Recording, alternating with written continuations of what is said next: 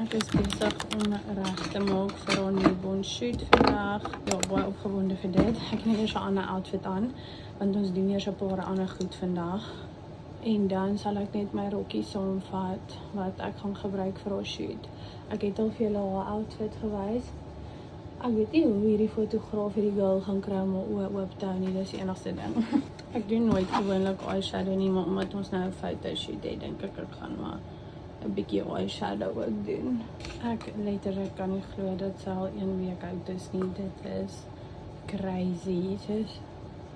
Ek weet nie waar hierdie week heen gegaan nie, om eerlik te wees. As jy daarvan hou om lashes op te plak vir 'n fotoshoot of wat ook al, jy letterlik bestel hierdie op Takealot. En hy kom met 'n bond en 'n seel. Ek gaan nou vir julle wys letterlik, ek sit dit in 2 minute op en 'n tweezer en dan die verskillende lashes. So ek gaan net 'n paar in my buitehoeke sit. Okay, dit is klaar. Ek gaan net aan 'n oorbalans sit. Ek gaan net nou haar outfit pak en dan is ons reg om te gaan. Okay, ons is reg om te ry. Dit is nou jongens, so ek het dit snaak.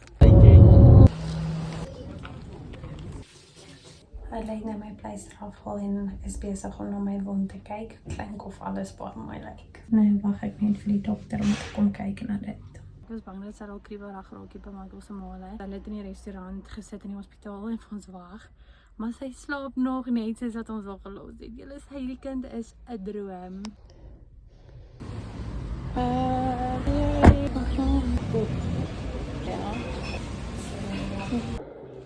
En dan eers badkamer toe gekom om te borsvoed. Oh my wind. Sy het letterlik bly hoor nou begin skree.